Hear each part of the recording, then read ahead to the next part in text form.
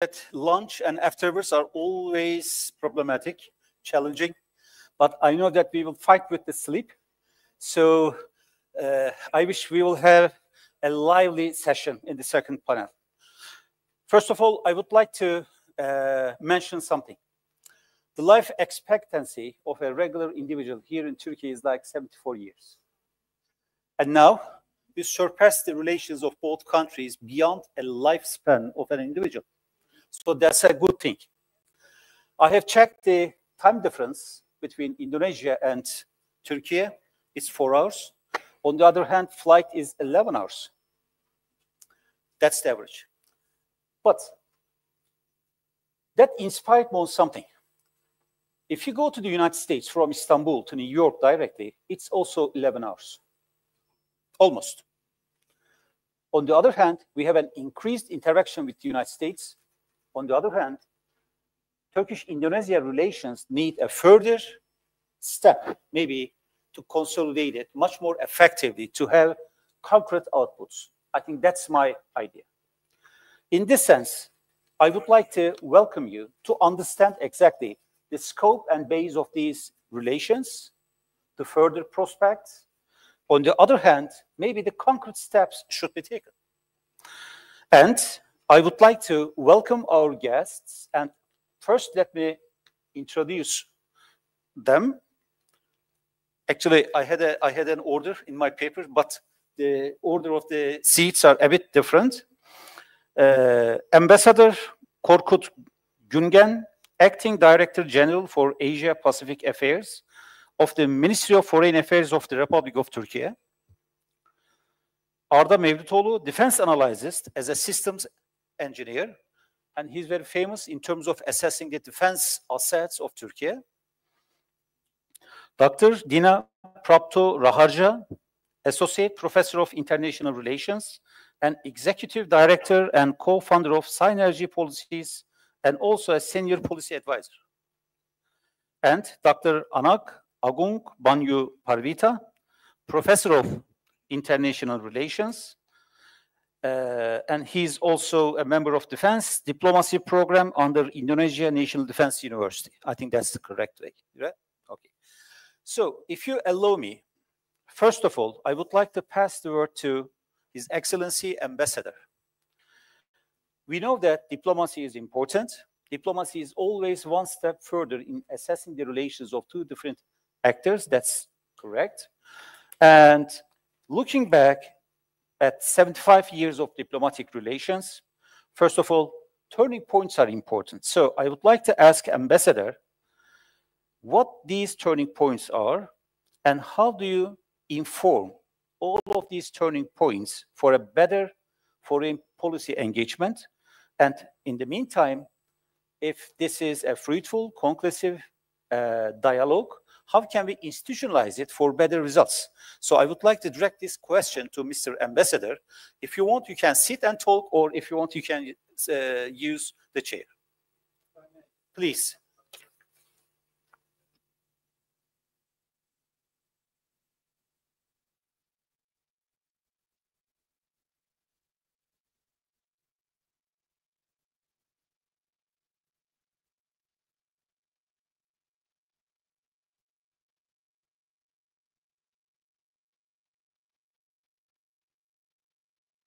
About Indonesia, which I believe you will be very familiar with. But the intention of that presentation will be to give you a context about the issues that I will be pointing out on our bilateral relations.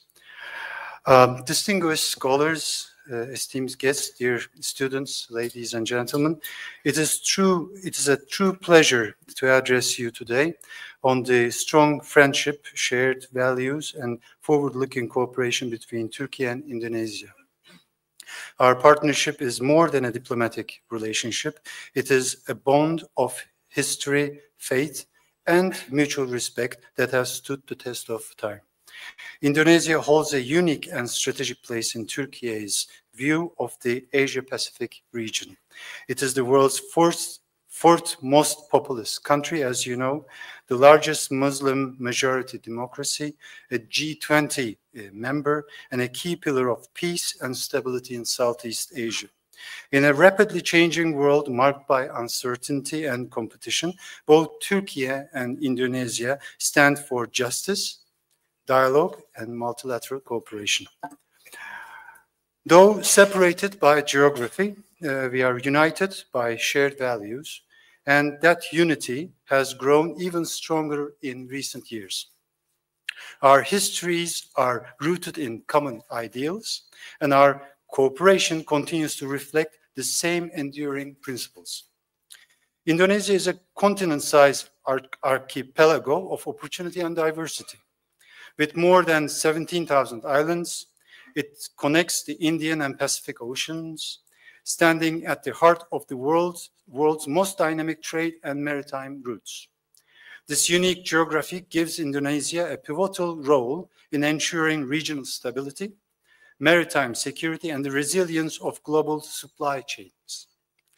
Historically, it was home to the Sriwijaya and Majapahit empires, both symbols of maritime power and cultural sophistication, and instrumental in the spread of Buddhism across the region. Today, Indonesia ranks as the world's 16th largest economy by nominal GDP and 8th by purchasing power parity. Its recent economic performance has been remarkable. GDP grew by 5% in 2024 and accelerated in 2025, the fastest pace in 2 years, driven by strong investment and household consumption. With a youth literacy rate of 100% and an overall literacy rate above 96%, Indonesia's achievements in education stand as a testament to decades of national investment in human capital. The country is also rapidly urbanizing, with over 57% of citizens now living in urban areas, fueling demand for infrastructure, housing, and innovation. Since the 1990s, Indonesia has sought to strengthen its international standing through active participation in global and regional initiatives and has hosted numerous high-profile summits. It has played a driving role in building ASEAN's political and security community and has often led progressive initiatives within the organization. Its G20 membership and growing role in global supply chains make it a key partner for Türkiye, both economically and strategically. Moreover, Indonesia's vibrant democracy, multicultural and religious tolerance resonate deeply with the Turkish people, further strengthening our partnership across continents. Indeed, Indonesia is not only vast in geography, but rich in human capital, ambition, political prowess, and potential, a natural partner for Türkiye in Asia and beyond. The friendship between Türkiye and Indonesia is centuries old. In the 16th century, the Aceh Sultanate reached out to the Ottoman Empire for assistance against colonial powers. In response, Ottoman engineers and military advisors were dispatched to Sumatra, a remarkable act of solidarity that connected our peoples across oceans long before the concept of globalization existed. This was not merely an alliance of convenience, but a demonstration of shared faith, mutual trust, and brotherhood long before the modern age of diplomacy. After centuries of change, our nations renewed this friendship. When Indonesia declared independence in 1945, Türkiye was among the first to recognize its sovereignty, a gesture of goodwill and solidarity that continues to inspire our relations today. Türkiye and Indonesia are two brotherly nations and strategic partners that cooperate closely on regional and international issues in multilateral fora, such as the United Nations, G20, the Organization of Islamic Cooperation, MICTA, and D8. We also maintain close engagement within the ASEAN framework, where Turkey serves as a sectoral dialogue partner and an observer in ASEAN's Maritime Forum and in its humanitarian assistance and disaster relief mechanisms. Our ultimate goal is to become a full dialogue partner, and Indonesia's support in this endeavor would symbolize our shared commitment to regional peace and prosperity. This step aligns with Turkey's broader Asia NU vision aimed at deepening engagement across Southeast Asia. This year marks the 75th anniversary of the establishment of diplomatic relations between our two countries. Coinciding with this milestone, the first meeting of the High-Level Strategic Cooperation Council, held during President Erdogan's visit to Jakarta in February, has further deepened our partnership. The High-Level Strategic Council provides a structured and strategic framework for our growing relationship, setting a clear roadmap for cooperation in defense, economy, education, and culture. Furthermore, President Prabowo Subianto's visit to Ankara in April served to strengthen the strategic partnership between our countries. We also encourage stronger contact between our parliamentary friendship groups, which embody the spirit of people-to-people diplomacy. With our shared values and the cordial bonds between our peoples, I am confident that our cooperation will continue to flourish in every field. Economic relations remain one of the driving forces of our partnership. In 2023, bilateral trade reached $2.3 billion, and in the first 8 months of 2025, it has already exceeded $1.8 billion. Yet our shared ambition is far greater, to reach $10 billion in trade volume. To achieve this, we are updating our bilateral investment promotion and protection agreement, expanding cooperation between halal accreditation agencies, strengthening collaboration in energy and hydrocarbons, deepening cooperation in the defense industry, and encouraging Turkish companies to participate in Indonesia's new capital city project, Nusantara, as well as in its free nutritious meal program. Turkey primarily exports machinery, vehicles, electronics, and processed materials to Indonesia, while importing iron and steel, textile fibers, footwear, palm oil, and rubber products. These sectors account for nearly 2/3 of our current trade, demonstrating that our economies are not competitors, but complementary partners. We also attach great importance to diversifying and balancing our trade further and to encouraging mutual investment by our business communities. The defense industry is one of the most dynamic pillars of our cooperation. At the Indo Defense 2025 Expo in Jakarta, Turkey participated with 29 companies, the largest foreign delegation. During the fair, significant agreements were signed, including one between Turkish aerospace industries and Indonesia's Ministry of Defense for the sale of 48 Khan 5th generation fighter jets, and another between Thais Shipyard and the Indonesian Navy for 2 Milgem Istif class stealth frigates. Roketsan has also signed agreements with PT Republic Defense Indonesia for Atmaca anti-ship missile systems, including technology transfer and joint production. Moreover, Turkey and Indonesia signed a landmark agreement for joint drone production between Baykar and Reklikorp, supporting Indonesia's defense modernization and domestic production capability. These are few examples for our cooperation in the sector. Our goal is to move forward as from a buyer-seller relationship to one of joint research, production, and innovation, creating a sustainable defense ecosystem between our nations.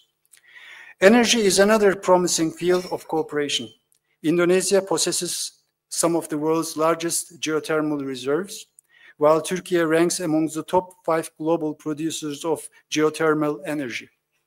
This natural complementarity opens new avenues for technology transfer, investment and green energy partnerships, perfectly aligning with our shared vision for sustainable development. Turkish companies such as Çalık Enerji and Enka have expressed strong interest in investing in Indonesia's electrification and energy infrastructure projects. Cultural and academic links between our countries are also flourishing. The 1973 Cultural Cooperation Agreement was renewed during President Prabowo's recent visit to Turkey. The Yunus Emre Turkish Cultural Center in Jakarta has become a vibrant hub for Turkish language, art, and culture. Today, more than 5,300 Indonesian students study in Turkey, including over 300 recipients of Turkey scholarships. Since 1992, over 1,100 Indonesian alumni have graduated from Turkish universities, each serving as an ambassador of friendship between our nations.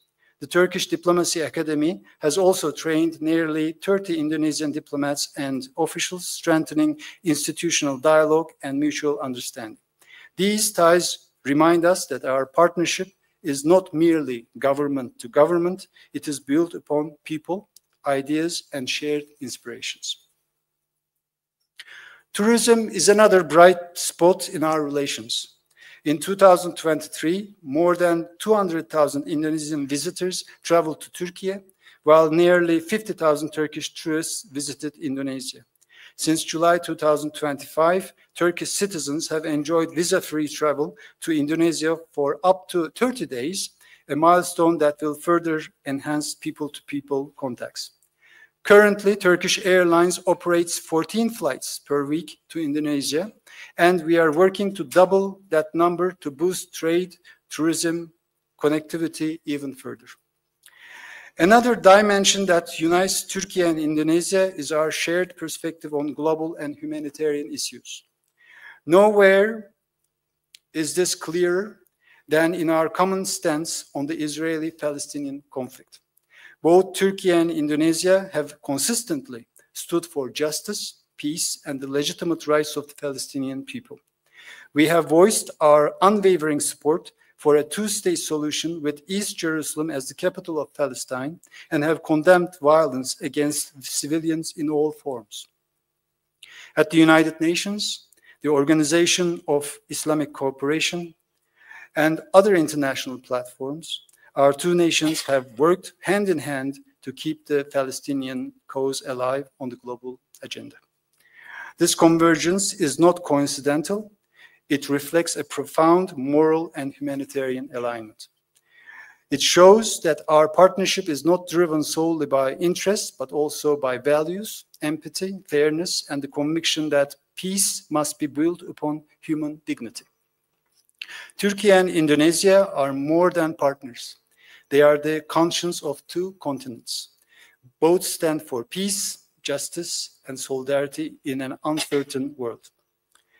As we look to the future, we see immense opportunities to deepen cooperation in green energy, climate-friendly technologies, natural resources, defense and artificial intelligence, maritime security, the blue economy, agriculture, food security, sustainable development, higher education, research, and creative industries.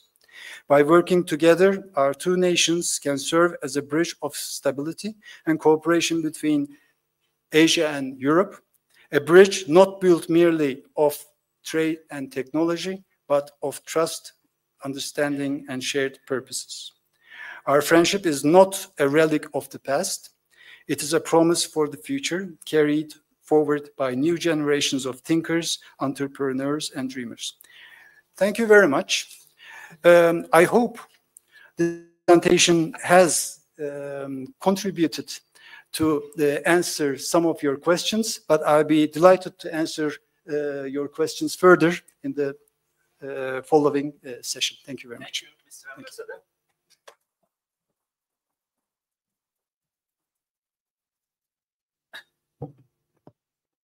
Actually, it was a very comprehensive depiction of the relations of both countries, covering economy, defense, business. So thank you a lot. On the other hand, we must be aware of global shifts, strategic ties, and in the meantime, there are emerging conceptualizations, especially inside academia. For instance, strategic autonomy. For instance, multilateralism. There's a new emerging actor, maybe a collective one, it's Global South. So if you go and visit such sort of concepts, I believe that strategic ties are important first.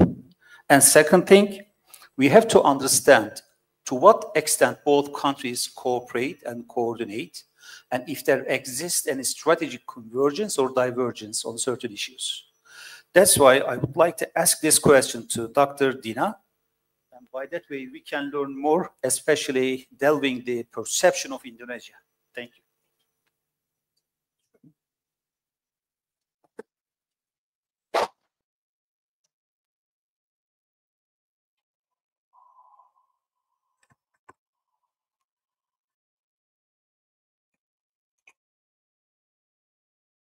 Thank you very much. Good afternoon, ladies and gentlemen. I thank SETA and the Ministry of Foreign Affairs of the Republic of Indonesia, as well as the Ministry of Foreign Affairs of the Republic of Turkey for hosting this very important gathering. I'm a political economist, and aside from being an academic, I also established a think tank called Synergy Policies, linking macro approach to diplomacy with sectoral policies, which can be very challenging. You may negotiate on so many things, but if it doesn't trickle down to what is beneficial for the people, then what's the point, right? And aside from that, also among sectoral policies, stakeholders, they may also have different perspectives, different approach in understanding how things should be done. So if you're interested to see the publications from Synergy Policies, you can go to our website.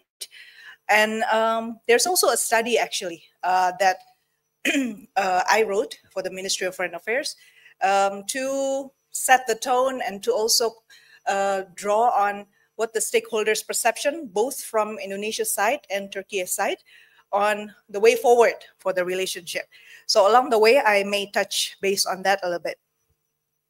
I truly believe that our task as civil society and academia is to oversee and to work with various stakeholders so that our governments can produce policies that serve the most people. Now, I traveled to Europe 2 weeks ago. I went to Brussels, I went to Berlin, spoke to European Union and all the authorities in there. And I also came back from a Turkey-organized program in Bodrum, EDAM and Center for European Reform. So the key questions that people have been asking is that how to navigate the turbulence of geopolitics. So I would like to start by saying that if you want to be strategic in a relationship, you have to start from whatever it is that you are, but you don't need to always think that we have to start with common interest. There's one thing as common interest, the other thing is joint interest. Joint interest you can develop together based on agreements for the right reasons, and you technically try to help each other, support each other in reaching the goals that may be useful not just for your region, but also for the entire mission in the diplomacy. And communication is really key to deepen trust. So the world is technically under pressure, and a few of things I would like to highlight to start off the conversation, which is that the liberal world order is no longer dependable, right? Some of these we have seen happening. Number one, the persistence of aggression and the use of violence to the point of genocide, and also impunity to rampant violence and violations of humanity. Number two, I would like to highlight that countries tend to look very much inward looking, promising things to their people, while at the same time being unrealistic to how to achieve it. Number three, there's a very serious tendency of harboring suspicion towards other countries. For the sake of what? Harnessing power. influence, global influence, projecting that your country is the most important one in the order. Number 4, I noticed that more and more state-centric approach is very, very apparent, despite the fact that for the last few decades, we actually have worked on liberalist cooperation, liberal order cooperation. We have developed a system of interdependence. We have engaged non-state actors. All of that crumbles because the approach becomes very much state-centric. The 5th point is that unipolar world is now seen as a norm to hold on to. So that's what I see happening in Europe, you know. People truly believe that there's a problem, but at the same time, they still see that the existing order is, you know, worth keeping. So let's look at the question in time of uncertainty. What should we prioritize in short term so that in the medium term and in the longer term, we can find some kind of settlement or, let's say, equilibrium? Let's look into the bilateral relations between Indonesia and Turkey. Dr. Murat mentioned a very pertinent point, 75 years of relationship. We have always been good friends. Looking back, there's no spot or blotch in the relationship. Technically, everything was good, but we have to admit limited areas have been explored for cooperation. Platforms are plenty, but we have to be also honest that platforms alone will not be enough in time of uncertainty. We need to identify some kind of common denominator among us, and again, joint agreement of what we see as our strength and how we work on the challenges so that we can bridge the gap. So let's see from what we have. If you look at the geographical aspect of us, topographically speaking, we are different, right? Indonesia is an archipelago with volcanic everywhere. And Turkey is more of a continental and mountainous area to most parts of Turkey. Indonesia is very fast, 3 time zones, GMT +7, 8, and 9.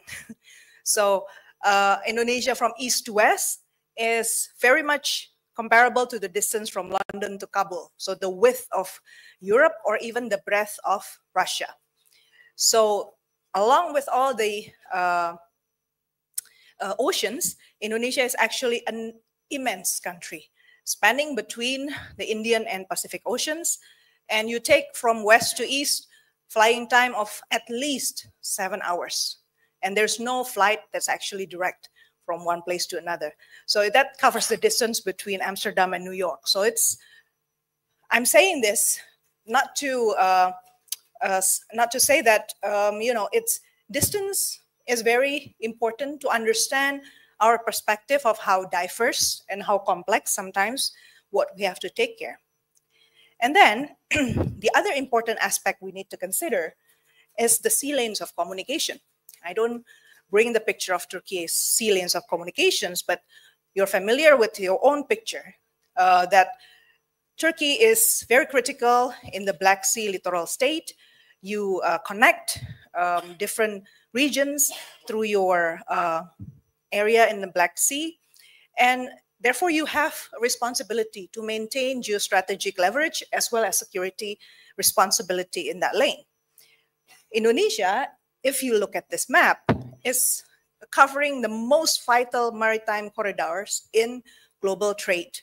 So the distance is much huge, and it's actually in the heart of Indo-Pacific narrative that the United States is creating to ensure its relevance in today's global order. So we don't look at this simply for its picture or two-dimensional character, right? But you actually see this as money, commodities, flowing, and also mobility of people. So if we want to see the underlying point of these pictures, sea lanes of communication in our countries by nature will put our countries be always interested in maintaining peace and stability in the area, full stop, right? That's like non-negotiable. And by nature, Indonesian people and Turkey people will be open-minded people who will be inclusive in cooperation. And our strength, I go to different parts of Turkey in the past few days, I see that most people in Turkey is almost similar like Indonesian. We are open-minded, and we are great in communication.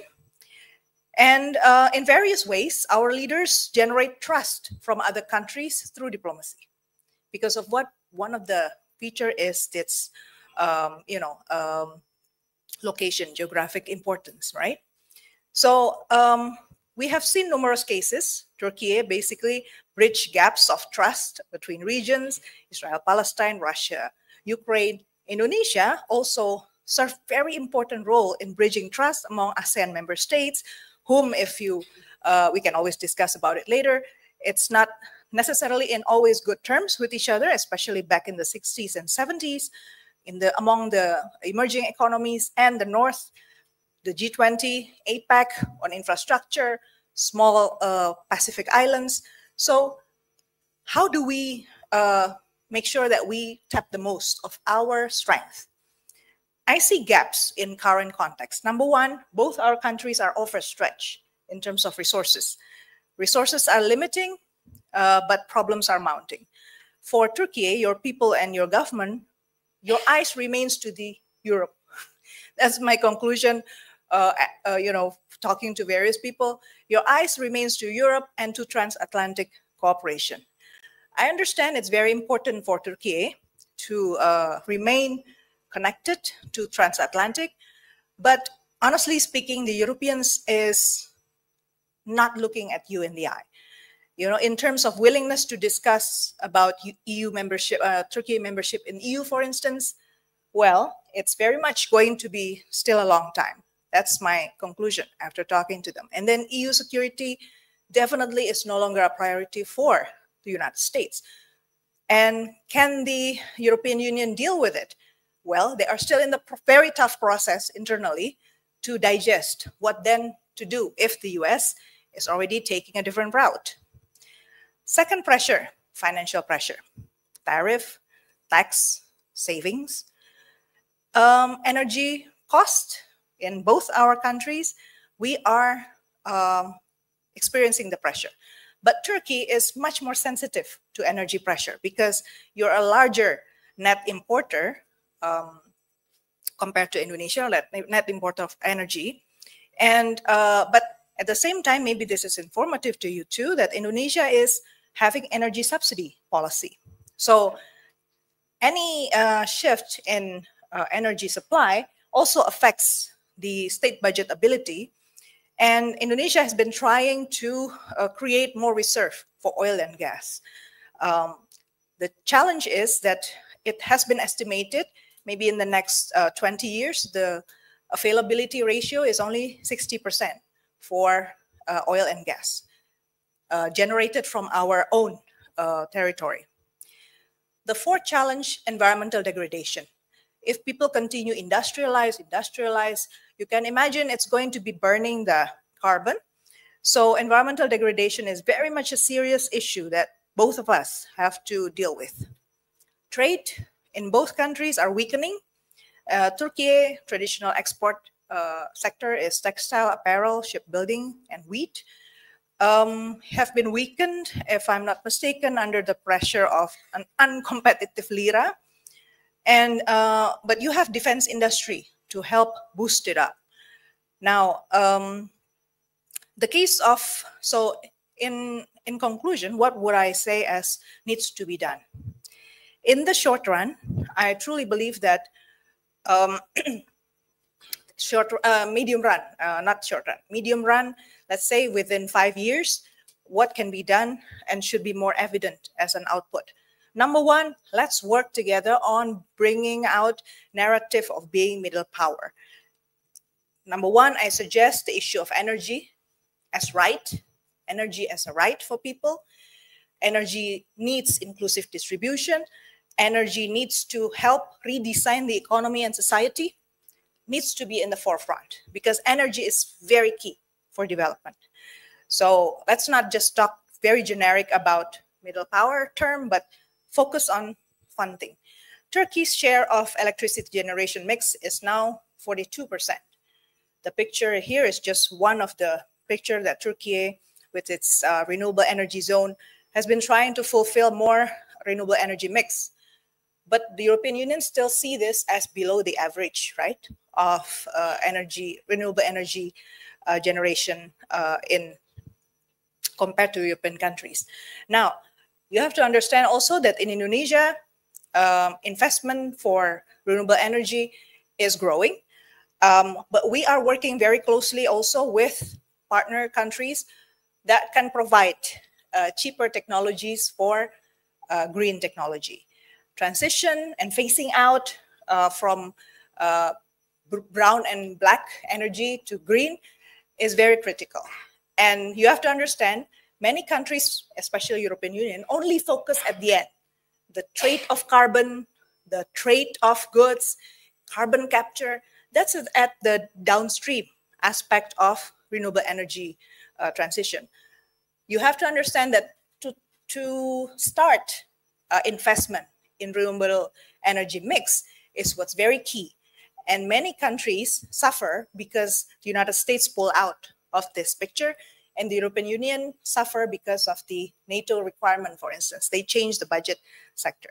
Number two, in the middle run, I think let's focus also on manufacturing sector. Going back on point one, transfer of technology is very key. And to do so, I think you have to change the mindset on global supply chain, because not all countries are endowed with natural resources. And just because a country like Indonesia is endowed with natural resources, then other countries can just tap in and then, complain to us that export limitations should not be done because it's against the law. At the end of the day, we have to think about a new model for industrialization and for manufacturing cooperation.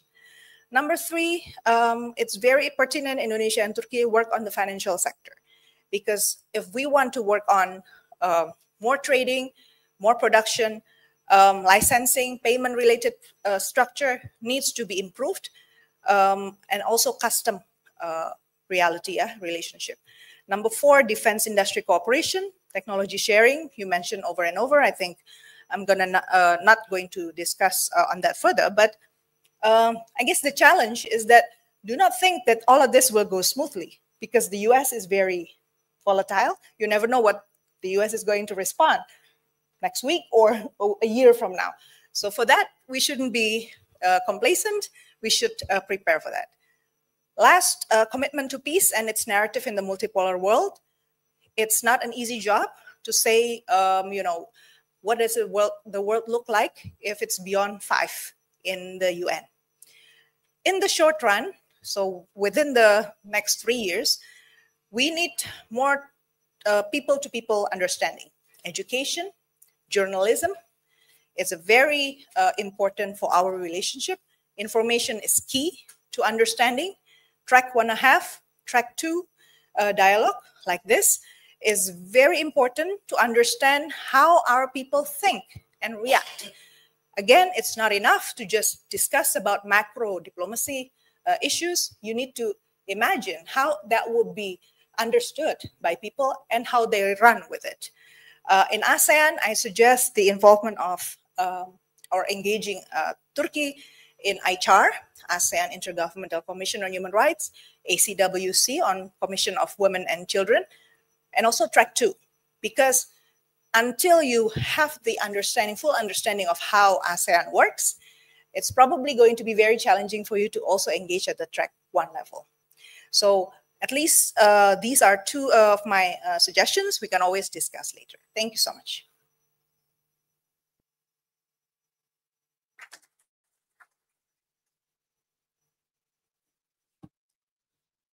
Dr. Dina, thank you.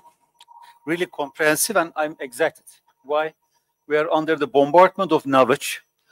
So keeping up with it is really a difficult issue because a lot contextualization. Thank you so much. And one of the most interested issue is the defense. Because today's Turkish-Indonesia relations are usually circulated in media regarding defense relations, defense conceptualizations.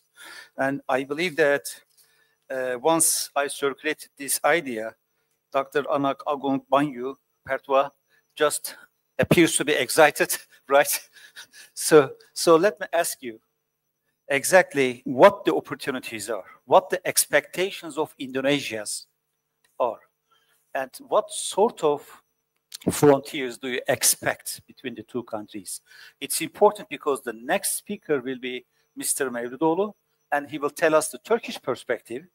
So please, let me invite you to the chair, or if you want, you can also sit over there. Okay, please.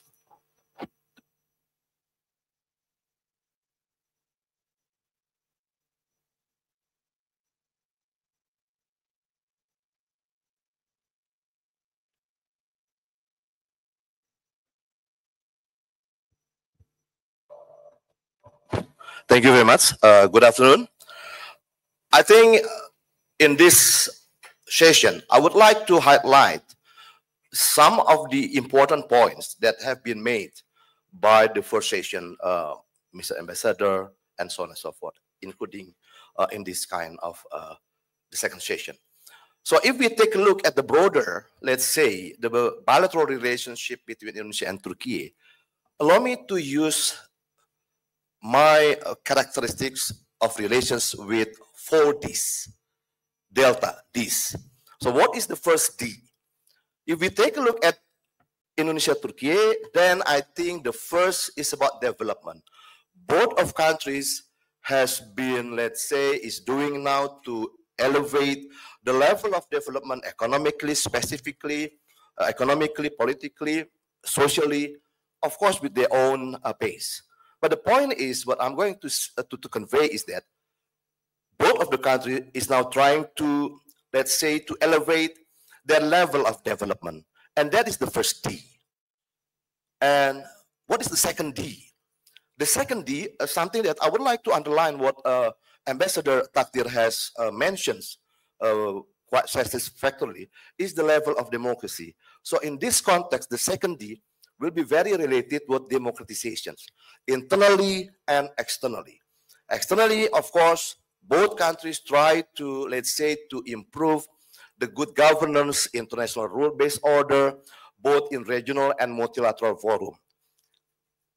Internally, I think both of the countries, as Mr. Ambassador has shown to us, he put us in the level of, let's say, in the rank of in the middle rank of democracy. So this is kind of very interesting point that this session not only very timely but very relevant by trying to look at from this. The third this, and something that Dina has mentioned, is about diplomacy. When we talk about diplomacy, and we do agree, Mr. Ambassador mentioned that we just commemorate the 70 years bilateral relations between Indonesia and Turkey. And that is diplomacy. And of course, there will be a lot of benefits. There will be a lot of, let's say, opportunities to respond to your questions on how Indonesia can, let's say, and Turkey can move beyond the traditional relations that we had so far. That is the diplomacy. And I think next, by the end of this month, we have ASEAN Summit. We have, let's say, a dialogue partner, ASEAN US, ASEAN China, ASEAN South Korea. So why don't we come up with ASEAN Turkey Summit? Yeah. So I think this is a kind of a new vehicle that we can endorse on how to elevate the level of development in our bilateral relations. So I think this is quite important. We have, as I mentioned, ASEAN-US Summit, ASEAN-China Summit. I think next year, why don't we start with ASEAN-Turkey Summit? Then that is a kind of, I think, a new diplomatic vehicle that we can, of course, improve, endorse in order to have, let's say, the nature of relationship in a more constructive way. Apart from that, of course, we have also the other mechanisms in the context of ASEAN. So if we can, let's say, use this kind of instruments, I think our bilateral relations will be much more strengthened in the near future. That is about diplomacy. What about the defense? So basically, when we talk about defense, this is basically that the committee asked me to talk. And we know quite well that we have a very good relations on defense.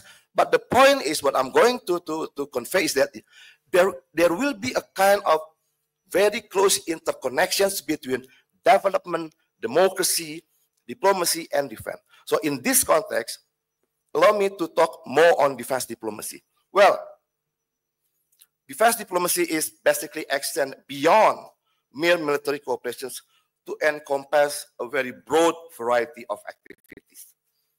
We can start with level dialogues, and we do have joint exercises, something which is, I think we need to endorse, to have a joint military exercises. Defense industry collaborations is already there.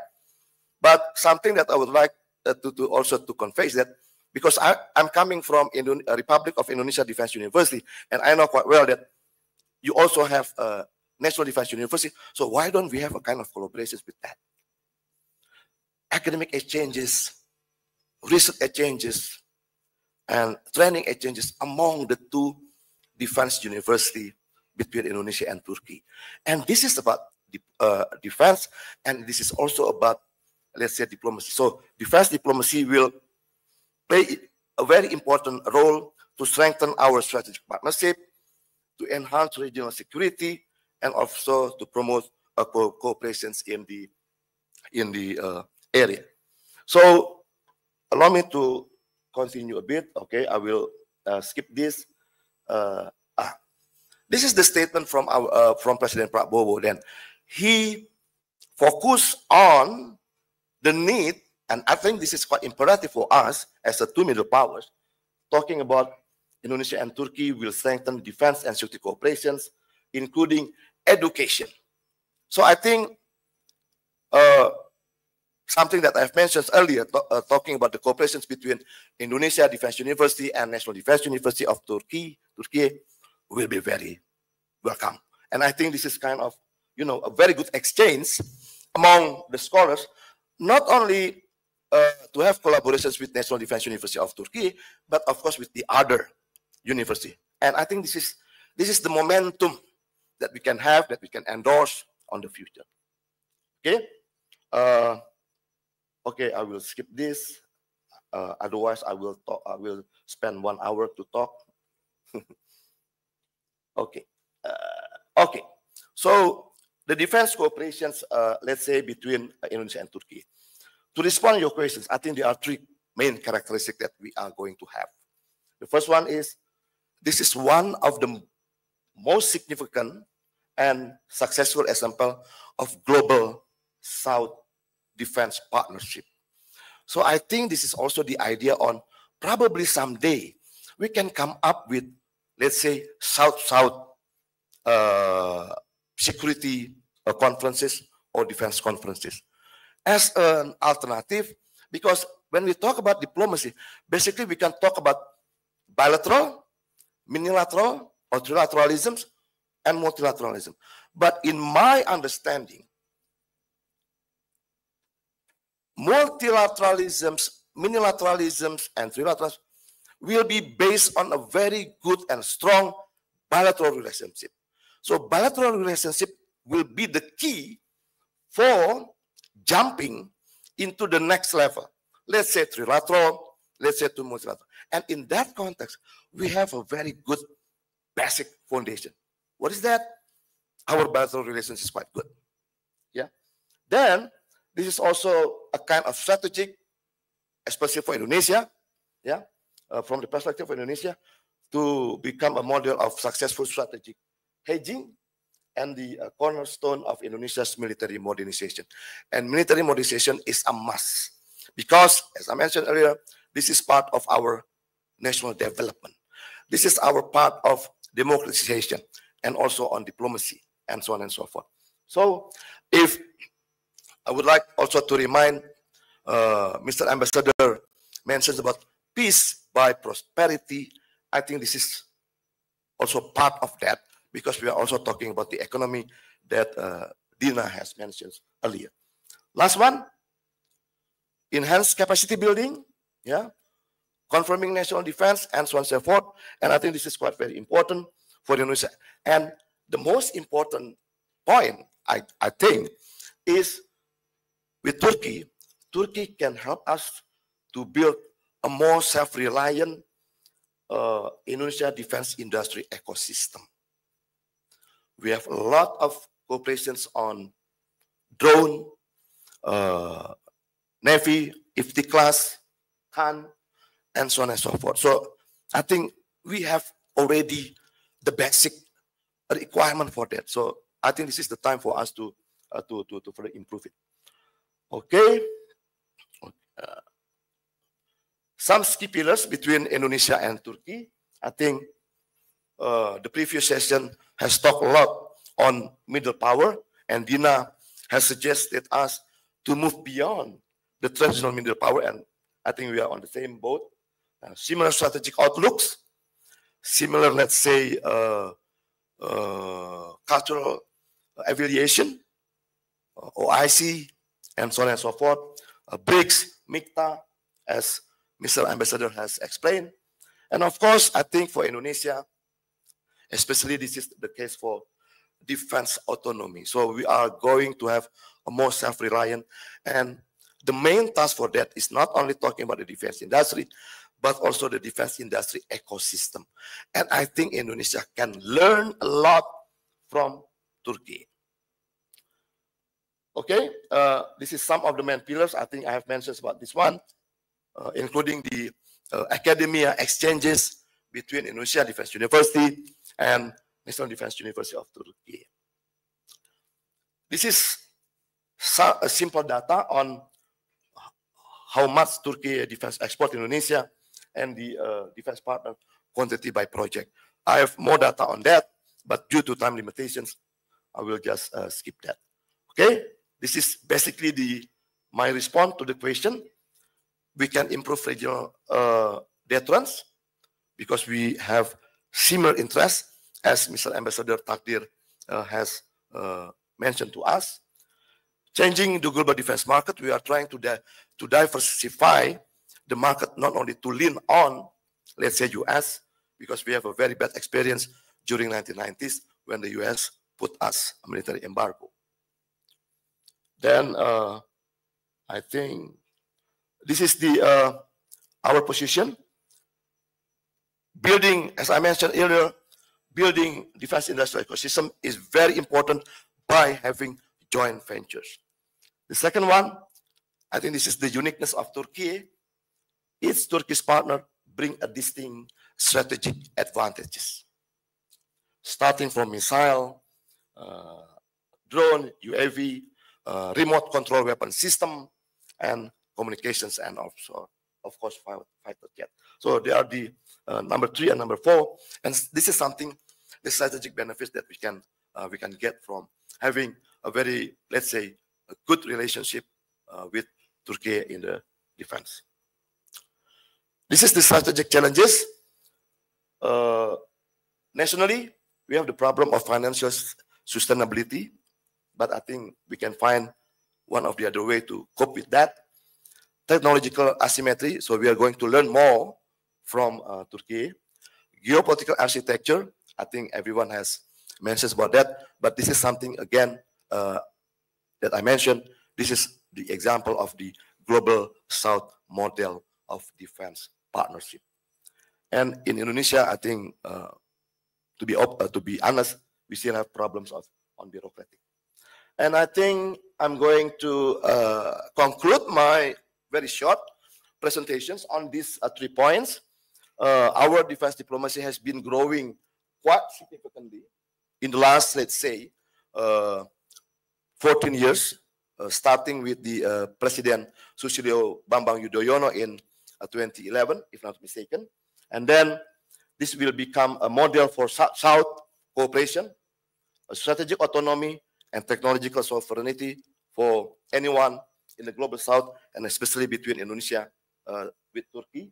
And then I think I think my last point is, I think we need also to elevate the need for us to widening the level of cooperations, and also deepening.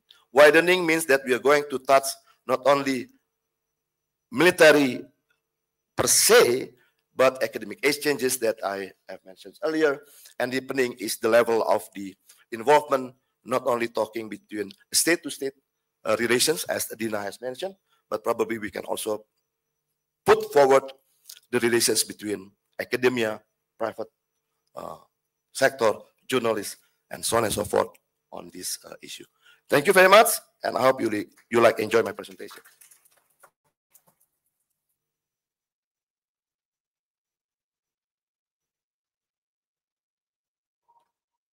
Thank you, Professor. I'm really much more excited because you have contemplated and presented defense diplomacy, because I read some papers confusing military and defense diplomacy, by the way. Yes, yes, yes. So thank you so much, because I'm really excited for that. So let's delve this defense resonation of both countries by the contribution of Mr. Mevlutoğlu. He's a very well-known defense expert here in Turkey, providing consultancies, and on the other hand, drafting a lot academic or think tank papers.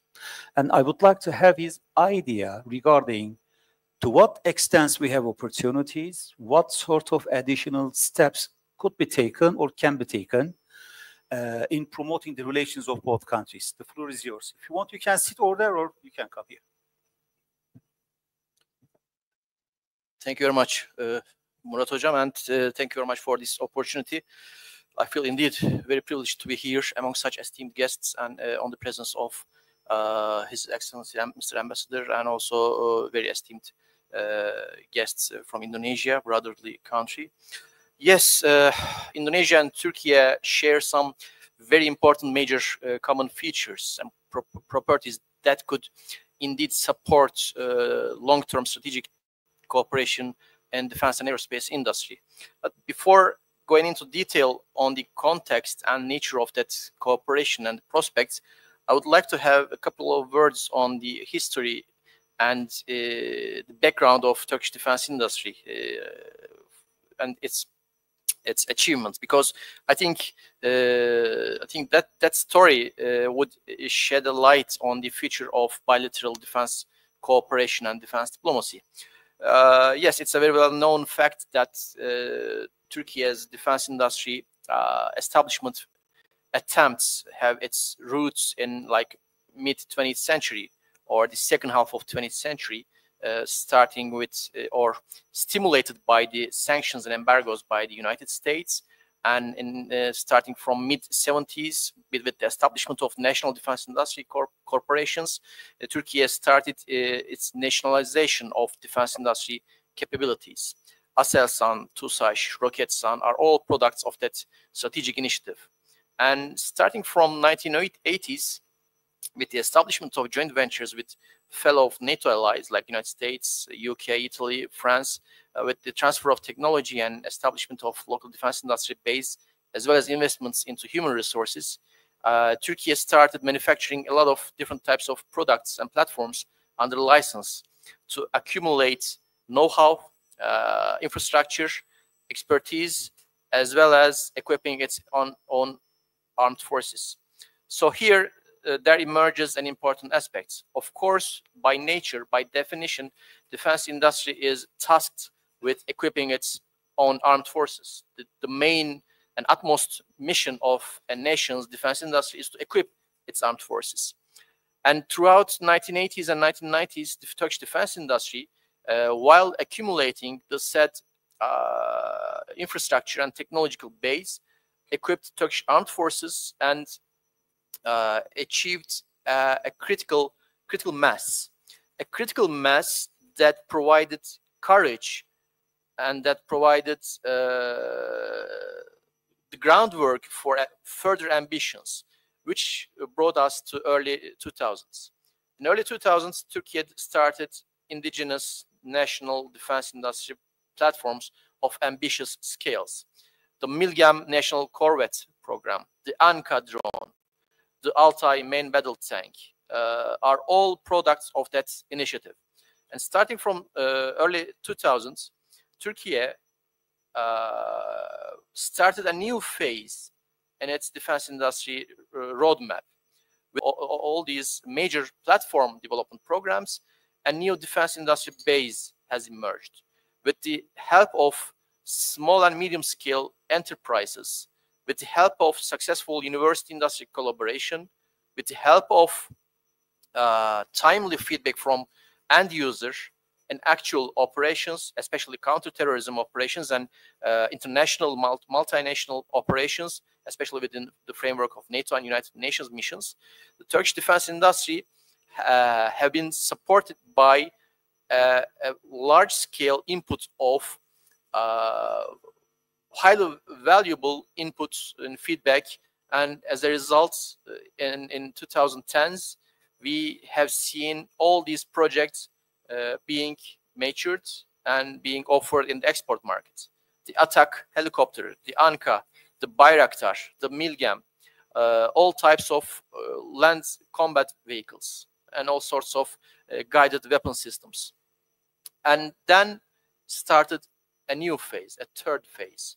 Turkey started using its defense industry capabilities as a leverage or as an asset in its wider foreign policy.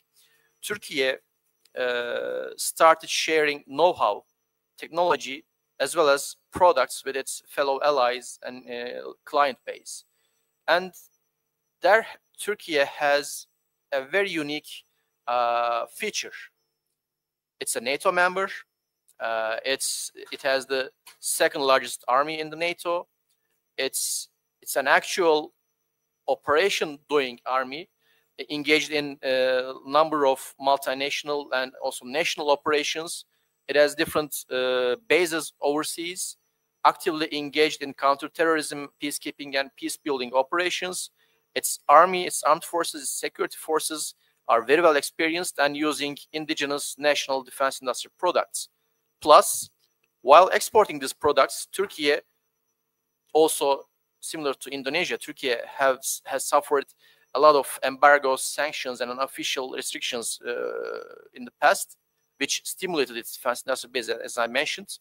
Turkey, while exporting all these products, expertise, and know-how, does not impose political restrictions, conditions, or, like, let's say, political strings attached. Turkey shares not only the product, but also the expertise, as we have seen in cases, very well-known cases such as the war in Nagorno-Karabakh. Turkey has military relations, cooperation with Azerbaijan, with Pakistan, with a number of different countries. Turkey does not only sell products, or as we have seen, and I'm pretty much sure that Indonesia has similar experiences in the past, many downgraded versions coming from well-known defense products producers, countries. Turkey does not do that. Turkey does not only just take the money and sell the product. Turkey also share know-how and defense industry base.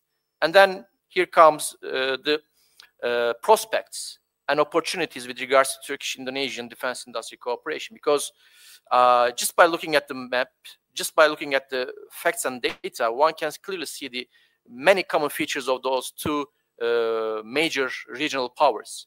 The two countries are actively engaged in counterterrorism and border security operations. The two countries occupy wide geographical area with large population. The two countries have a very strong industrial base, human resources. And also the two countries employ large armed forces. So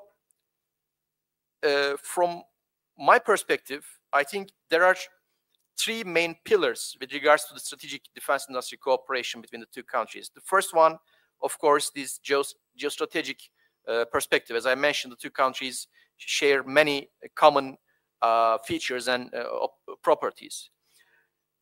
The second is industrial cooperation. As I will go into slight details, not more details. I promise I won't keep much of your time, but we have seen in several cases that the two countries enjoy many nice examples of industrial cooperation. And the third one is co-development. By sharing risks, by sharing costs, and by sharing common requirements, the two countries have a prospect of developing jointly technologies on a long-term basis, which I will go into detail. By speaking of details, I think one of the prime examples of that defense industry cooperation, or a prototype of that cooperation, could be named as the Harimau medium tank. The Harimau medium tank is a very recent example of Turkish defense industry, and it's a, as the name implies, it's a medium class tank. It's not a very large one, it's not a very light one. It's designed and developed based on Indonesian requirements, and that is very unique thing. Traditionally, as Turkish researchers and industry professionals, we always use this phrase: if Turkish armed forces use a platform or a product, it becomes instantly very easy to sell it in the export market, because Turkish armed forces is known as a very hard, very pressing customer with very strict requirements and conditions. So Harimau is one of the unique examples that Turkish defense industry designed, developed, and shared technology for a product that is not in service with Turkish armed forces.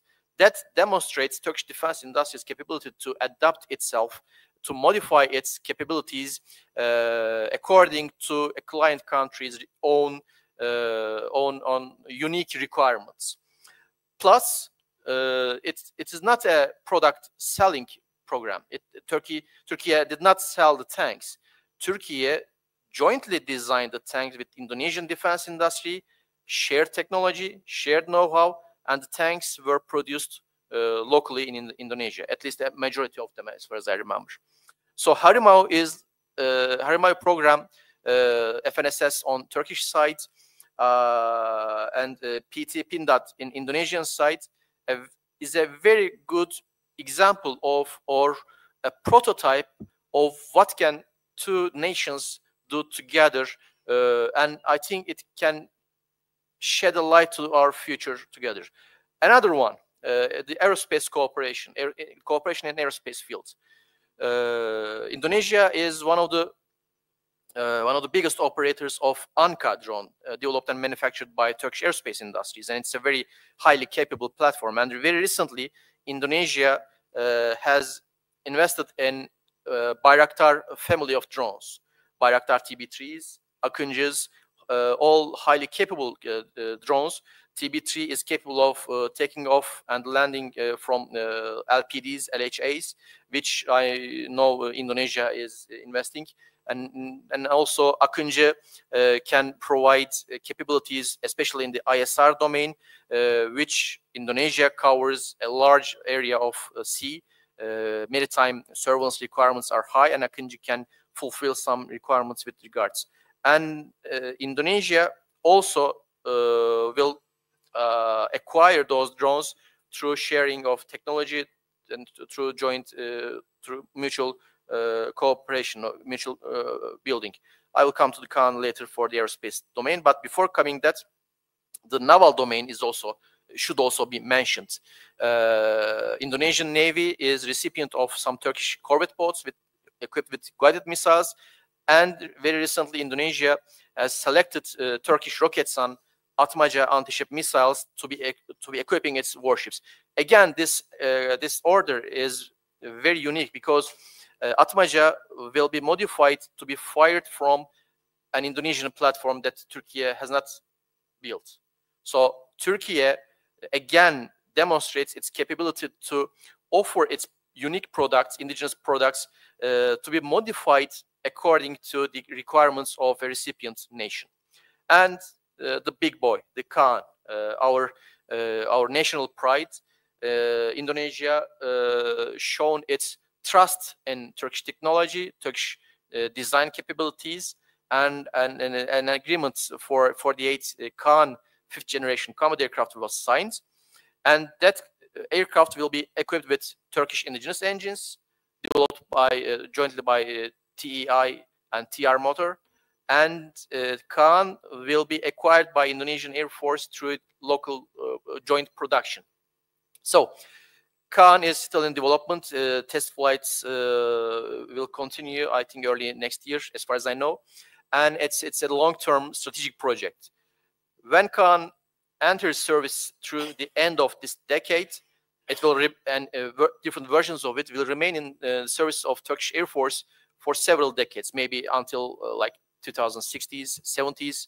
And throughout all these time periods, Indonesia using Kaan will mean that the two nations will continue on cooperating on the manufacturing, on the maintenance, sustainment, and upgrade of Kaan aircraft for several decades into the future, at least until, like, say, 2060s or 70s.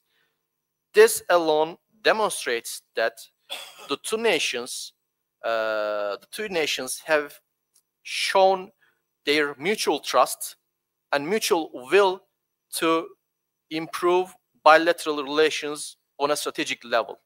So, as a Turkish industry professional, as a Turkish researcher, I see Kaan not only as a defense industry program, not only as a highly capable combat aircraft, but also as a catalyst of even improving, even developing strategic ties between the two nations. And therefore, Kaan can be an example of how two emerging nations, how two emerging countries in the world can further collaborate and develop a highly sophisticated technological platform. And from that perspective, I think Kaan can be considered as a first from defense industry or in aerospace industry, and it can be a very good case study for us to study and talk about. And to conclude, I think platforms such as these are extremely important to create a common ground to discuss, to share ideas, and to identify ideas of further collaboration. And again, I thank SETA for organizing this event, and thank you very much for listening to me. Thank you. I thank you a lot. You know, in having a profession, there are 3 steps in our culture. Apprentice, which is in Turkish çırak. Well, you have the fundamentals. Master builder, in our language, it's kalfa. You know how to duplicate it. And as a master, you start recreating it, innovating it with a research and development program. So what I see regarding the defense industries, as a former military, we started research and development, and actually we are now a master. I think I can easily claim that. On the other hand, the relations of both countries are not limited by defense. As you have mentioned, there are a lot of opportunities in different and significant fields. So we can delve, especially after having questions from the audience. I will take 3 questions. Whoever wants to ask any question directed to a significant guest, please first introduce yourself. Directly direct the question to the relevant speaker. The floor is yours. I seen 2, but he was the first one, so.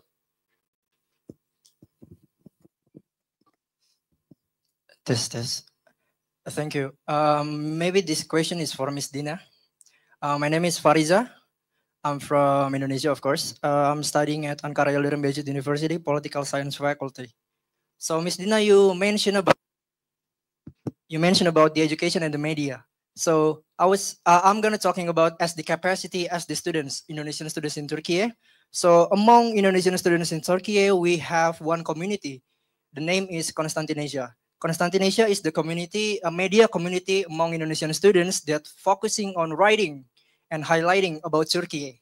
We talk about the figures, we're talking about the political, social, economical life, and so on. And in the few months, we will release a book about Turkish history as well, from Ottoman Empire to the Republic era. And the book will be sold, and and the profit of the selling will be donated fully to the social organization in Turkey, such as LOSEF, Insan Yardım Vakfı, and etc.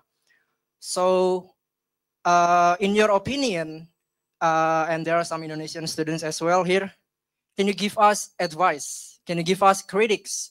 And can you let us as Indonesian students, as the capacity as students, can we do the right things to do some kind non-formal diplomacy as a student that's useful for both nations, Turkey and Indonesia? Thank you so much. Just to facilitate, to design your response, first let me have the other questions. By that way, you can design your response. Another question is over there. Yes. Thank you. My name is Hansam. I'm studying security studies at Ankara Yıldırım Beyazıt Üniversitesi. This question is directed to Professor Banyu and as well as Mr. Mevluoğlu.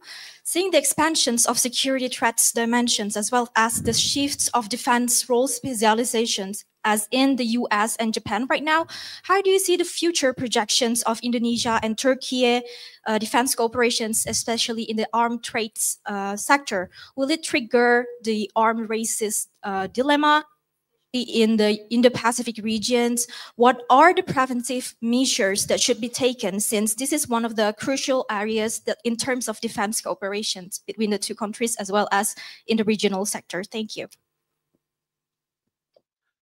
Thank you. Another question? No? Okay. Yes.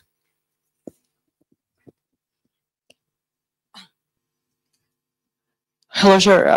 My name is Tashiazi Farimodi. I'm studying in Middle East Technical University in Political Science and Public Administration. So I have question for Professor Bayo. So I have heard anything about defense diplomacy between Indonesia and Turkey, but I'm just ask some question about what are the potential challenges or geopolitical rise that might arise from strategies this partnership, because there's dualistic in every single thing. So what's make maybe some incident or something happen with if this strategy kicks off between Indonesia and Turkey in defense diplomatic? Thank you so much. Thank you so much. So let me add another question to Mr. Ambassador. By that way, we can facilitate. You know, you have portrayed exactly the relations of both countries with numbers. But I wonder how to promote the public-to-public relations of both communities rather than states. For sure, there are flights, there is a great trade proximity. I mean, both publics are very skillful in trading. But how can we encourage this public-to-public relations? So that would be my question. But first, let's start with Dr. Dina, and then keep continuing. Thank you.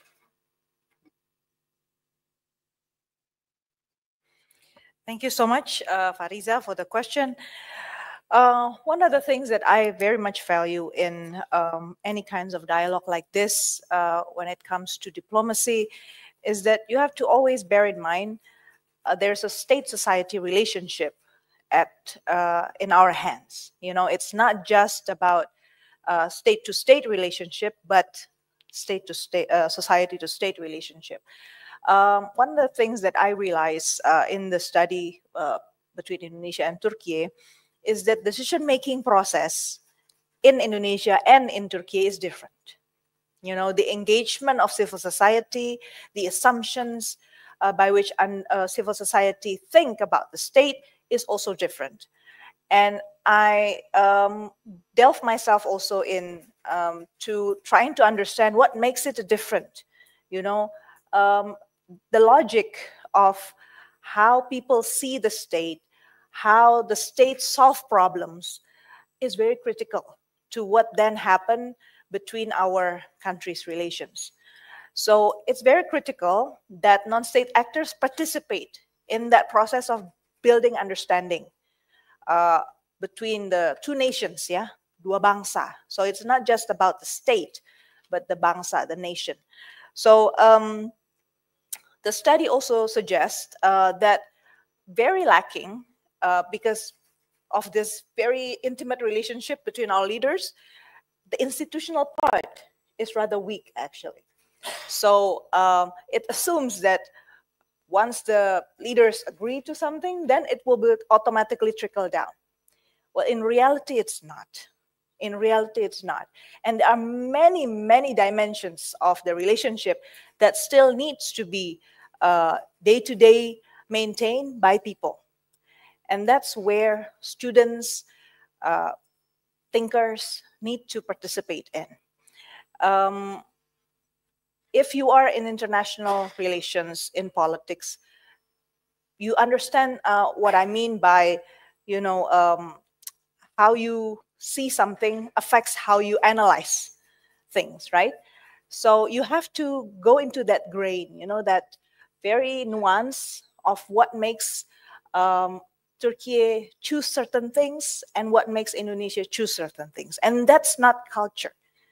Let me underline, what I see happening in Turkey, we cannot just capture it as a cultural difference. No, it's beyond that, actually. It's not about culture. And oftentimes Indonesian students also understand Turkey with a very narrow-minded in understanding the culture of Turkey. We can always discuss outside the room on what I mean by that.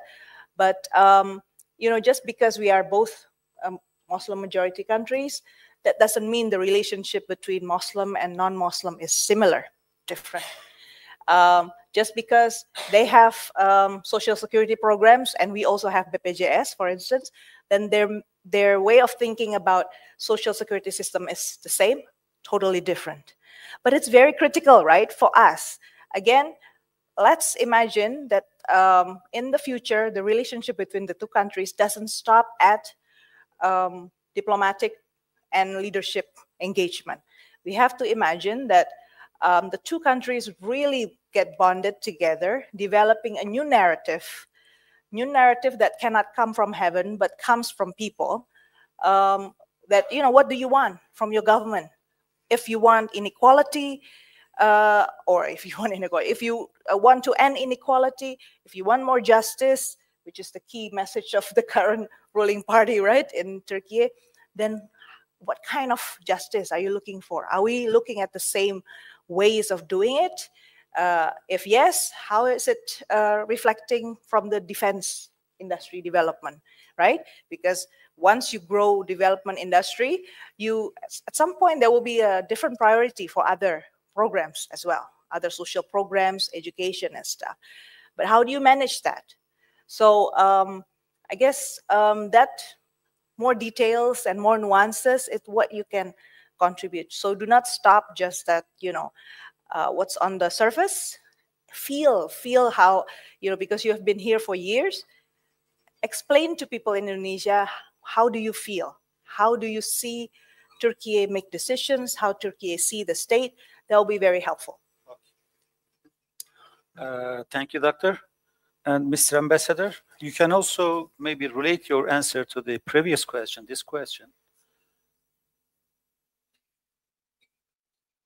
Thank you very much. I think this discussion is very, very intriguing, and the comments which has been made by previous participants has been very, very useful and helpful in going through various aspects of our relationship. I think before I go to the public aspect of this, I would like to share with you a general point about on the basis of the issues raised by other participants. I think there's one aspect which is very, very important. I think it has already been stated. It is very, very important that we understand each other better. We learn Turkey. I mean, from the Indonesian, we have wonderful. I see among participants, students from Indonesia. They are the ones who will better understand the relationship and see what advantages there are to carry forward this relationship. And while we speak about the relationship and we compare two countries, obviously there are similarities, no doubt. but there are differences as well. And these differences may not be only in the cultural aspect, but other aspects as well, because our histories are different, our locations are different, our geographies are different, our needs are different. But there are things that puts us together, brings us together. So the important thing, the thing that we need to do is to find these exact points where we can cooperate and benefit from each other. So this is the main point that I wanted to share with you. Of course, there are many issues which can be discussed around it, but what I can tell you very easily. I am responsible for Asia Pacific. I'm responsible for Indonesia. I'm very easy with this relationship. The reason is, we do not have any issues. We do not have any problems. Anything we do can be positive. So what we need to do is find that positive aspect, either in defense sector, it can be in investments, it can be in economic area, whatever. We need to find that niche, whatever. And coming to your question, Mr. Moderator, public-to-public relationships, I think public is the instrument that we need to use. Of course, governments, the functionaries of the ministries of foreign affairs will facilitate the interaction. We will do our best to facilitate the interaction, and we will try to open the way for various aspects of interaction. But it is the public. Public meaning academics, think tanks, students, business circles, parliamentarians. They are the ones who are interacting with the public daily. At lower levels, municipality levels, I think this is how we can learn what Turkey is, what Indonesia is, and only if we know each other better, we can find the exact areas where we can concentrate, focus our attention, and create things which will be concrete for us. Thank you. Thank you, Mr. Ambassador. And that's for sure. We have a great number of Indonesian students in our universities. Actually, I graduated several, and 2 of them are in Indonesian embassy right now, speaking perfect. No, they are behind, just indicating you for embassy representation. So, Dr. Pervita, the question was on you. The floor is yours. Okay, I think the questions are quite excellent here, but I'm trying to highlight something that I mentioned earlier. If we talk about the great power competitions, let's say, or great power rivalries in Southeast Asia or in the Pacific, well, the nuances of that is very obvious. But the point is, I think the countries in the Pacific or even in Southeast Asia, they are going to have a lot of mechanisms or a lot of vehicles in order how to navigate for that. For example, something that I've mentioned earlier, next week we are going to have an ASEAN summit in Kuala Lumpur, and then after that there will be a kind of side meeting, ASEAN-US, ASEAN-China, and so on and so forth. Even we have ASEAN-Australia summit. So my idea is, why don't we come up with the idea of ASEAN-Turkey summit? Why? Because in my understanding, Turkey has a lot of similar interests with the other countries in Southeast Asia, like, for instance, Malaysia and Indonesia. So I think we can give a kind of rooms, or even we have to keep all the options open in order to increase the level of engagements of anyone in our regions. But the point is, ASEAN should always be on the driving seat. So that is the most important one. Why? Because everyone is or has a very, let's say, strong interest in our regions. So in that context, and then later on, we have also ADMM Plus. We have, let's say, a mechanism of dialogue with the 8 countries And why don't we, let's say, I think this is a kind of diplomacy effort between MoFA Indonesia and MoFA Turkey to put Turkey as part of ASEAN Defense Ministers Meeting Plus, simply because we have a very big and huge defense cooperation, not only between Indonesia but also with Malaysia. Yeah, so I think we have to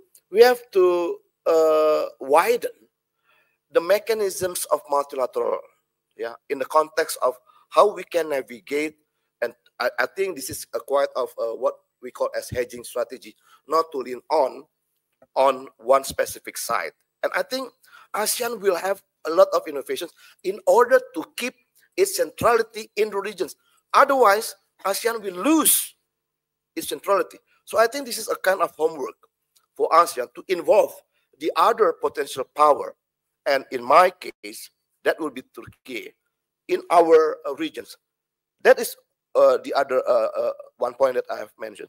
The other one is we have a multilateral military exercise called Super Garuda. A lot of countries, this year, even 27 countries have been involved in Super Garuda Shield. So why don't we also try to invite Turkey in that context? At least we can have a tabletop exercises. And this will be very important because we are going to use a lot of military equipment from Turkey. So I think that will be increase our capacity building, in not only in terms of the use of technology, but also the human resources of our military personnel.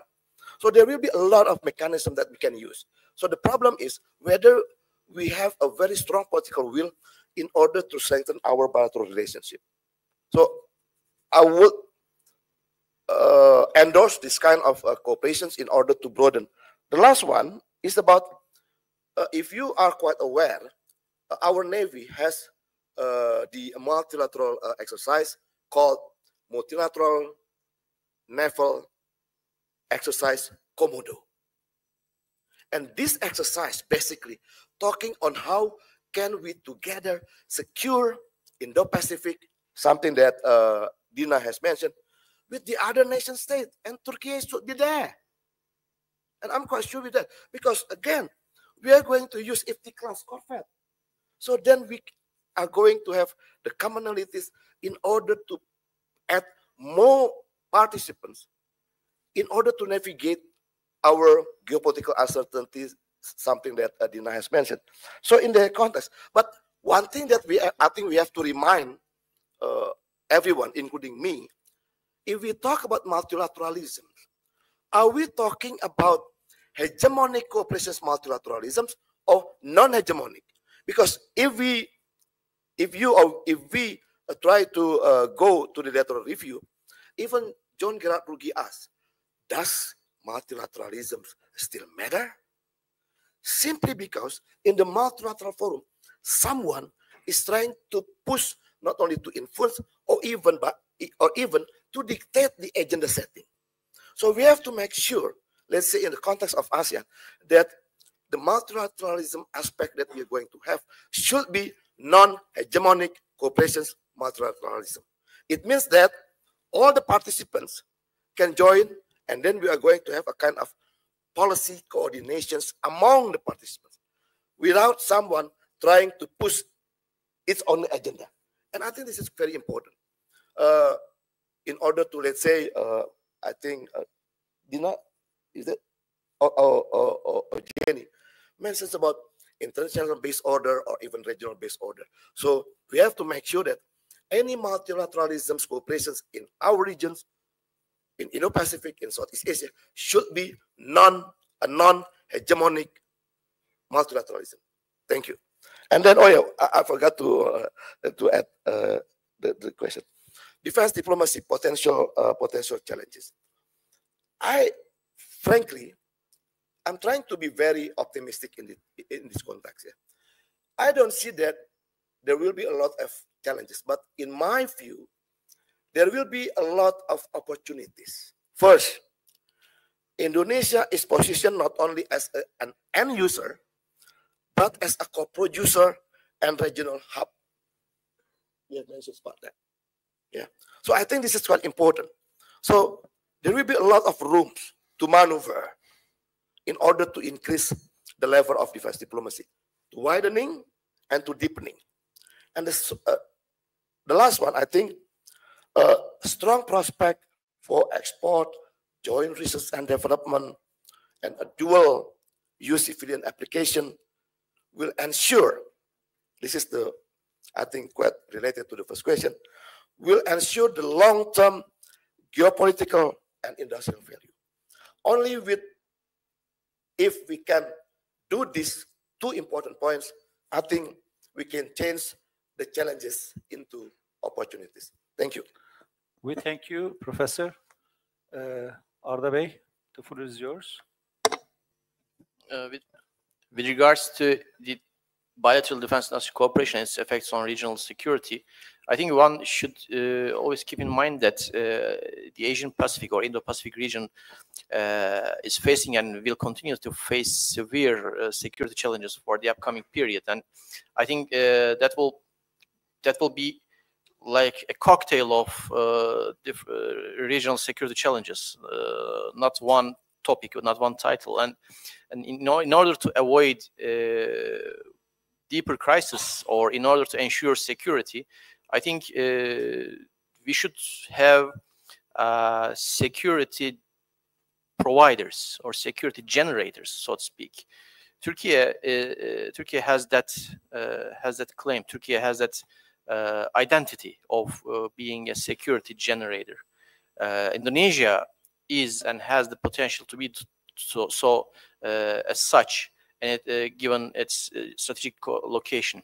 What I'm trying to say is that by developing capabilities, mutual capabilities through joint programs and cooperation, I think the two countries may indeed contribute to the security in the region. And Turkey has always sought after several principles by abiding its international obligations, agreements, and also by looking after regional balances of power and regional dynamics.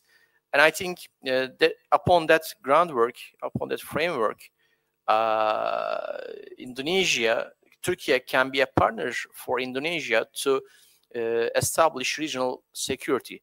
That is critical because just by looking at the map, one can draw many conclusions and many answers. And I think Turkey can be indeed a very ideal partner for Indonesians' regional security design or goals.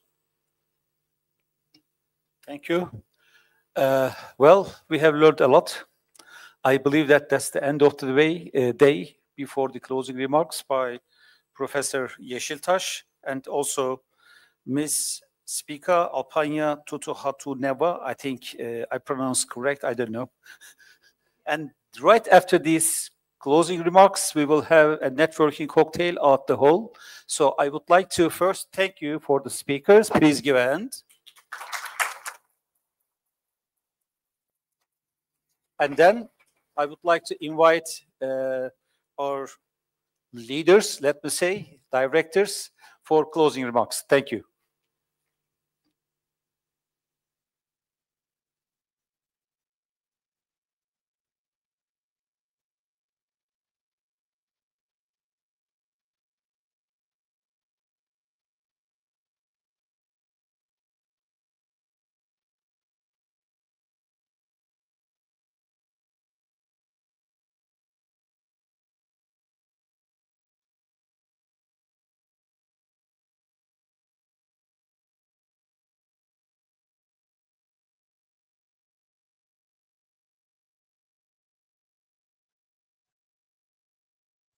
Thank you very much, Mr. Murat Aslan. Good afternoon, Professor Murat Yeşiltaş, and Director of the SETA Foundation, Ambassador Korkut, and all the distinguished speakers and panelists of today's program. Ladies and gentlemen, participants of the event today. Today's program conducted in the conjunction with 75 years of bilateral relations of Indonesia and Turkey, and projected the optimistic nature of long and beneficial relationship between the two countries. We had this forum in after the G2G or one-track dialogue yesterday between the Foreign Ministry and Foreign Ministry of Indonesia and Foreign Ministry of Turkey. And today's discussions since the morning session is so rich in substance. We covered so many aspects, so many sectors, so many topics. And I would not be, after the long day, I don't pretend and don't want to be the 9th speaker of today. I hope that the remarks will be short and sweet, just like Turkish delight, baklava or knafe today. So only 3 points that I will make. One is after the discussions, everyone agreed that people-to-people connection is a must. People-to-people connection, collaborations is the basic premise of today's program, and epistemic community of thinkers, academia will only strengthen and solidify the track 1 relationship that we already discussed yesterday, today, that we have a very strong relationship at the government level, and it has to be translated at the society and people-to-people at the grassroots level. Second, that I would like to, second points that I would like to make is the diverse perspective, testament to the depths of both knowledge and commitment to address the complex issues of mutual concerns. There's opportunities, there are challenges, but lots of opportunities available. And for that, Indonesian Foreign Ministry stands ready to support the connections that will be built between the universities, think tanks, or even other track 2 or other stakeholders relationship. Just like the ambassador just mentioned, the Foreign Ministry basically stands ready to support that connections. And please let us know if there's anything that we can do to help you guys. The third point that I would like to make is today's event will not be happen without the support of our partners.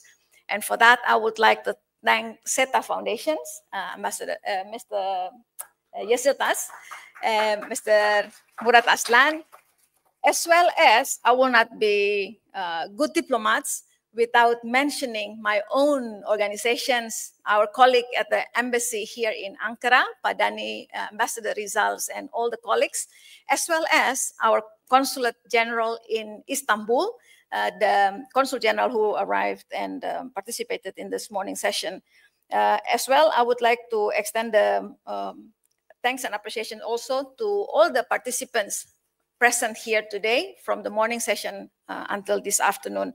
Hopefully that our stay, few days here in Ankara will be translated in the even stronger relationship in the coming years. And for everyone here in Ankara, you are in very good hands with our ambassador and our colleagues here in embassy.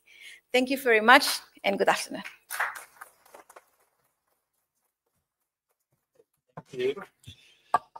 First of all, I would like to also thank for all the participants, our esteemed speakers from Indonesia. I would like to also thank you for the Indonesian embassy here in Ankara. The lunch was wonderful, I think. So therefore, I would like to thank for all your efforts and contributions. And I would like to also thank to our SETA team. And I want to make also sort of summary. If we have time, I think maybe 5 minutes, basically taking into consideration what we have learned today, our discussion. I think it was really, really fruitful, and we have learned a lot. If I, can able to summarize correctly several common points between Indonesia and Turkey, and speakers have also emphasized common points between two countries. I think number one is concerning the transformation of international politics. I think this is crystal clear. It is really common to speak about that international politics world order has been under significant transformation, we know it, but today the emphasis was really strong in terms of understanding the nature of transition. As one of our speakers mentioned about the Gramscian understanding of the transition, the old is dying, but the new cannot be born. I think this is exactly the time that we are experiencing today. But from Turkey's perspective and Indonesian perspective, what I understood from the discussion is that I think we have options, right? Whether we are going to adapt ourselves or we are waiting the sort of the consequences of this transformation. So we learned that we have to prepare ourselves. So we have to understand that this transitionary period should be understood from a transformative perspective for both countries, rather than only adapting ourselves into the changing dynamics of international system. We have to make cooperation to transform also ourselves. So another point in this regard, in terms of the transformation of international politics, is the return of great power competition, which is another consensus in the international system.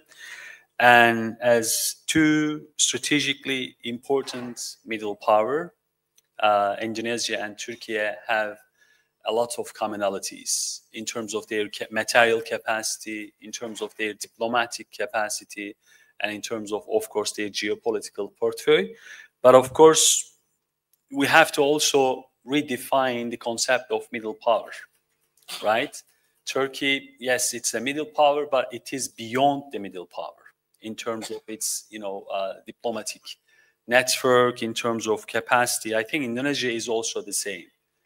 But I think the most important thing here in our discussion is to understand also the limits of middle power in their relations with the superpower, in their relations with the regional power. So there are also limits for middle power. So especially, I think this two discussion is really important from Turkey's perspective. The concept of Central of Turkey, I define this perspective as a grand strategic perspective in Turkey, and there is also similar understanding in which Indonesia is also trying to relocate itself with reference to the future. So therefore, the golden Indonesia, I think, is another grand strategic perspective.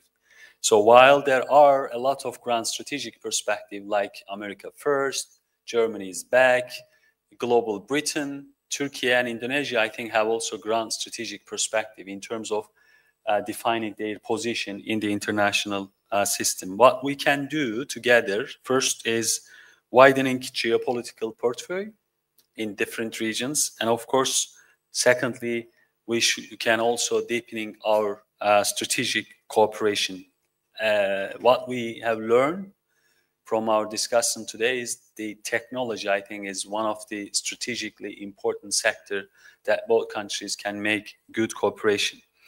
Another point in terms of transformation in international politics is good governance. We know what is the good governance means.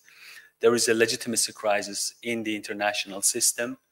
As one of our speakers also mentioned, that there is an imbalance between power-based order and rule-based order. Unfortunately, we are, going towards a power-based international order. We have to fix the problem of international order by solving the legitimacy crisis.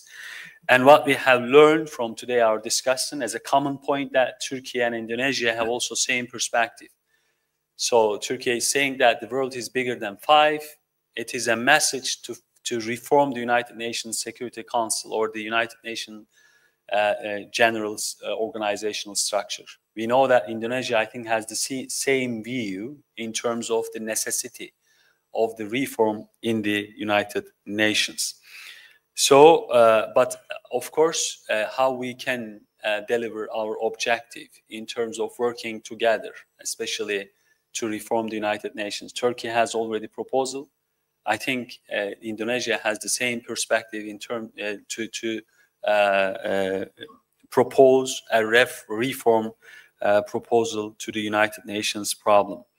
So the second main point that I have learned from today's discussion is the cooperation. And we know the economy is a strategically important domain of our bilateral cooperation, need to be, of course, improved. And technology, there is a huge capacity in both countries, and we see the cooperation level of technology between two countries. And of course, the diplomatic capacity. Turkey can learn a lot from Indonesia. Turkey can learn a lot from the strategic landscape of Indonesia in the context of Asia.